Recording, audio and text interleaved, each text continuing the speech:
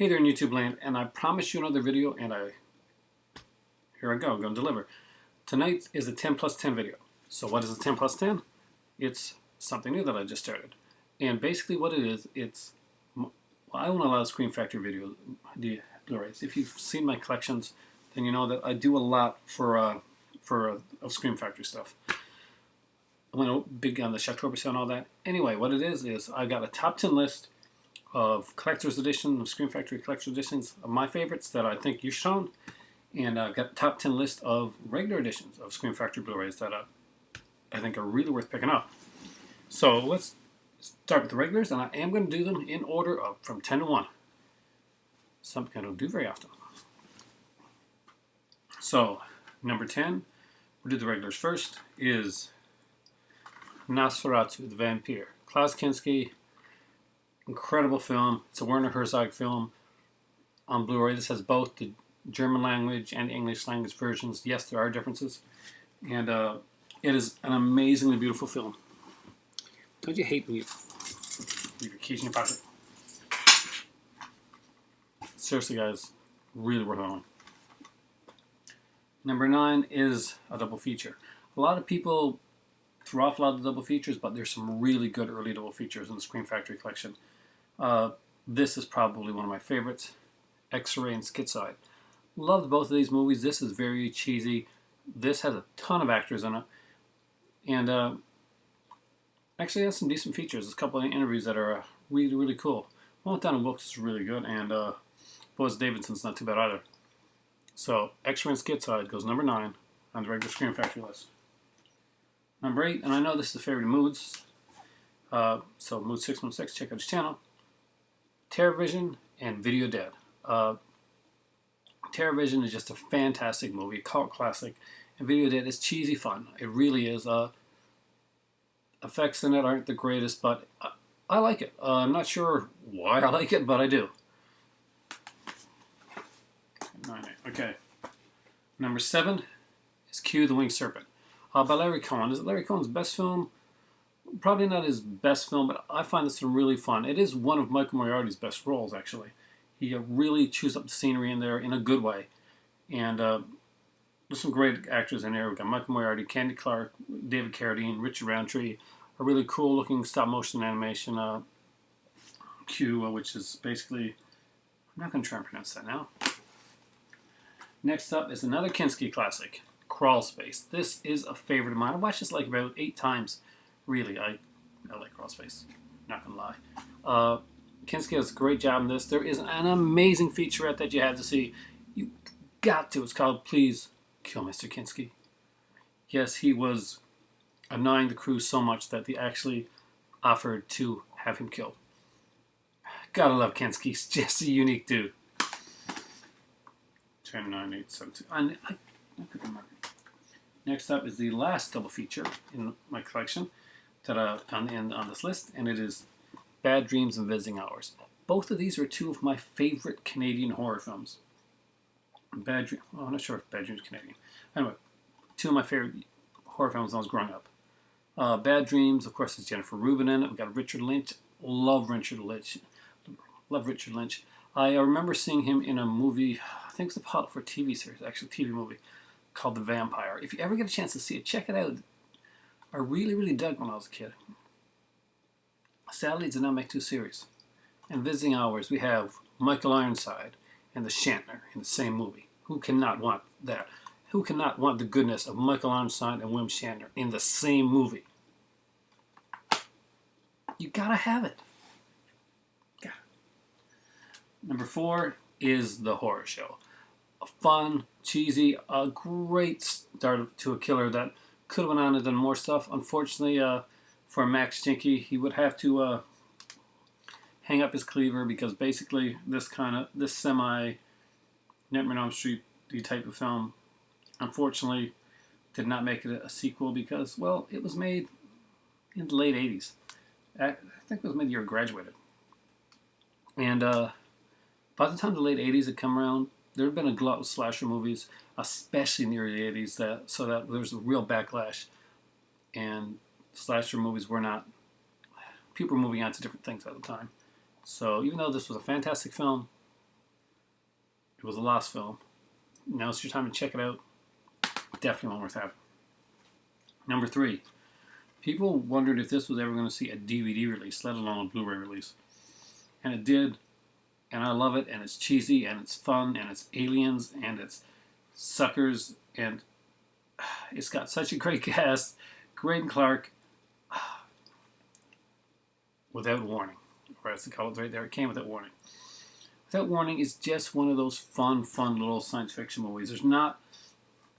One of the problems when this came out, I think a lot of people had hyped it beyond possibility. But it is a fun little film. It has a fantastic cast. We got Cameron Mitchell in this one here. Martin Landau. Jack Palance. Neville Brand. I love Neville Brand. Eaten Alive is just one of my favorite Tobe Hooper movies. But this one here, definitely have it in your collection. This is the alternate artwork. Number 2 was one that I talked about for a long time. I missed out on the Shocktober sale, and I was so glad that I picked it up afterwards. It actually makes me want to have the nest, and the nest got insects, and I don't like insects. Makes sense? Probably not, but hey. Deadly Eyes. Very cool exploitation film, and you gotta see it. Lisa Langaulis is in this one. Rats are played by dogs. This is actually a James Herbert book. Oh my God, James Herbert must have been so mad. But this is a really fun movie. And it's brutal. I mean, they would not get away with the stuff that they do in this movie here nowadays, because it would not be seen as politically correct. And number 1, a movie that has such an amazing edition that I'm utterly shocked collector's edition isn't written on this one. There's just that many features and the presentation that is just that damn good. And number 1, with a bullet, Witchboard. If you own this one and you watched it, you know that it's amazing, and the features are, these are collector's edition worthy features. They have some great stuff in the new audio commentaries. Not just one, there's 2 audio commentaries in this one here, new interviews. They also have like a bunch of stuff that was done back when Witchboard was being made. Some really incredible stuff. This is by far and large number 1 in the non-collector's edition for Scream Factories, in my humble opinion. Now, the top 10 collector's editions. Some people may be surprised by what's not on here, but I'll explain afterwards. Number 10, Terror Train. I've been waiting for ages to see this movie get a good release, and I hadn't seen any release of it since back in the VHS days. But it came to me as a Blu-ray DVD collector's edition combo pack, and man, was it good. There was minimal features on it, but the features that were on here were good, and I'd rather have a couple good features than a lot of crappy ones. And Terror Train just delivered. Number 9, this is a Halloween classic, and it is Pumpkinhead. Fantastic film, directed by Stan Winston, of course, the guy that did all the creature effects. Unfortunately, he's passed on now. Listen to Falligar's videos to hear him say Ed Harley. Love the way that he does that impression. Pumpkinhead is a great one. A lot of features on this one here. Gotta check it out. Some really good features too. He's even got a cool little tribute to Stan Winston on there as well. The creature effects in this are amazing. It's just one of those cool little tales that you sit down and you watch. And it's almost like you're around a campfire and you're hearing like one of those little stories, campfire tales. Really good. Number 8. Number 8 is Sleepaway Camp. A classic. Some people love it, some people hate it. I think it's a fantastically fun film. Pretty cheesy. Great deaths in it, and Felissa Rose, who actually plays the kind of the star, she grew up very well, and yeah, she's gorgeous now. It's a really cool film. There's some neat features on here. There's a movie on here, like a short film called Judy, about the actress. Yeah, you gotta see it. It's gotta be seen to be believed. Next up, number 7. Right? Yeah, number 7. From Beyond. I love this movie. It's one of my favorite Stuart Gordon movies. I love H.P. Lovecraft. Man, please, Scream Factory, please put a Necronomicon I really, really want a good Blu-ray edition of Necronomicon. If you want Necronomicon on Blu-ray, let Screen Factory know, because the only one I ever saw, even on DVD, was in France. Well, not in France, but in Morocco, at Marrakesh, and I was going to pick it up, and I actually got him to open it up in the store for me, and he checked it, and there was only French. There was no English. Anyway, From Beyond is a great movie. Barbara Crampton, Jeffrey Combs, Ken Foray, Ted Sorrell does a fantastic job in this, and you just got to see it. Barbara Crampton in leather. She was one of my first crushes. And why? Because I was smart enough to watch soap operas where she got her start at. From Beyond, great movie.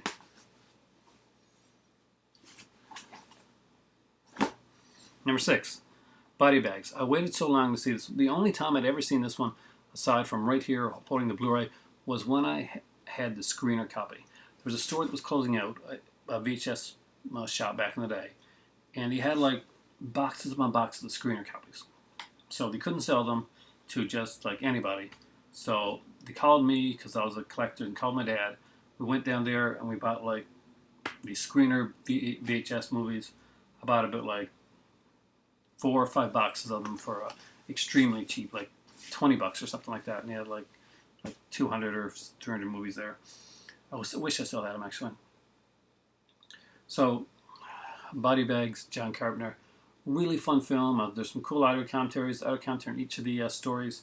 The gas station is my favorite story. It's got a lot of cameos in it. It does tie into slightly ties into to Halloween, and check it out. It's actually really good. I love anthology films. This is an anthology film. It had planned to be like I think it meant to be a TV series at one point. It was like a pilot or something like that. It was going to be a TV series, but they wanted him to like do it probably in Canada on the cheap or something like that. I think I read that somewhere, or I heard that. Maybe I heard it in the video. Anyway, Body Bag. Check it out. Number 5, Day of the Dead. I love Day of the Dead. Actually, I love all the Romero zombie films, like the first 4 anyway.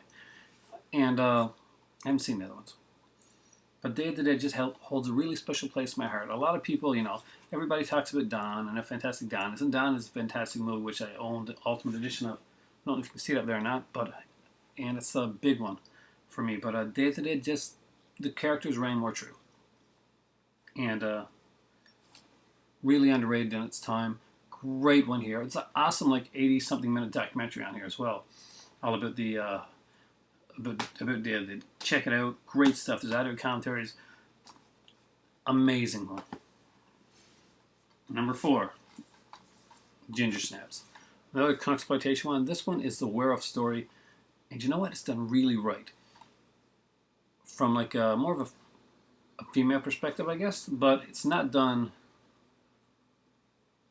They don't gloss over, and it's brutal, it's bloody, it's funny, it's cool, it's kind of cruel, and you will watch the other ones because this movie is just this damn good. Come on, Screen Factory, please play 2 and 3.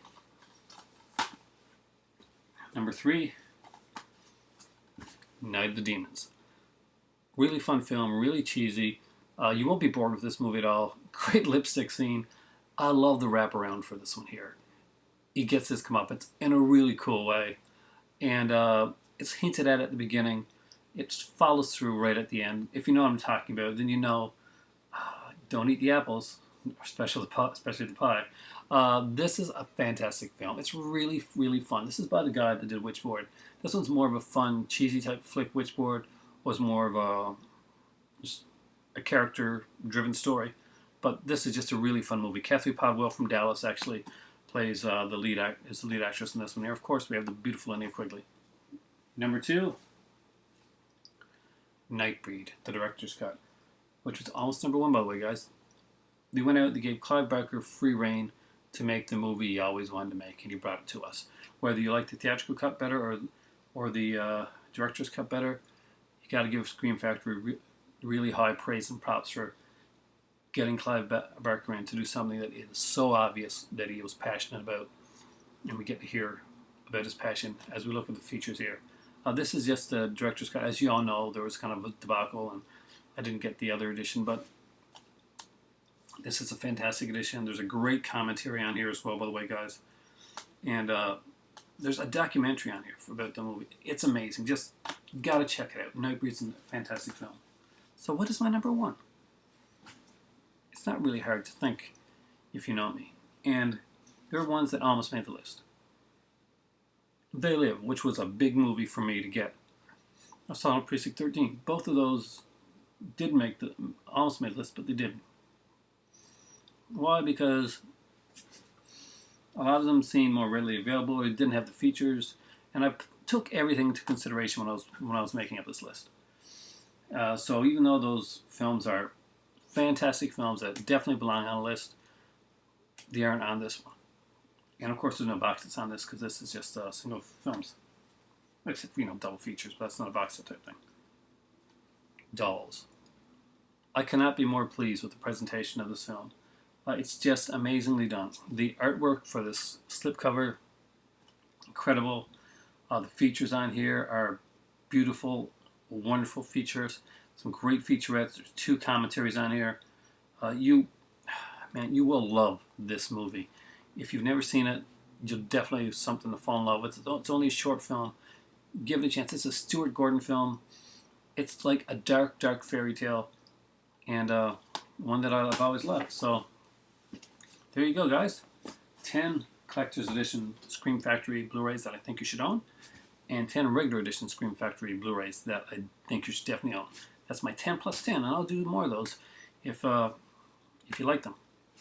So comment down below. Let me know what you think. Tell me what movies you think should be on that on the list, or how you would have done yours. Or better yet, you know what? If you watch this video and you get so inclined, do a video response. I'd love to see one of those. So Falligar 517, get out there and do a video response for that one. I know you got a lot of Scream Factory. 10 collector's editions, 10 regular editions. Either way, it's all Scream Factory goodness. My tea's getting cold, and I can't let that happen. So right now, thanks for watching, guys, because it is time for tea. I know, because I was just told by the Big Lobster head. It's time for tea.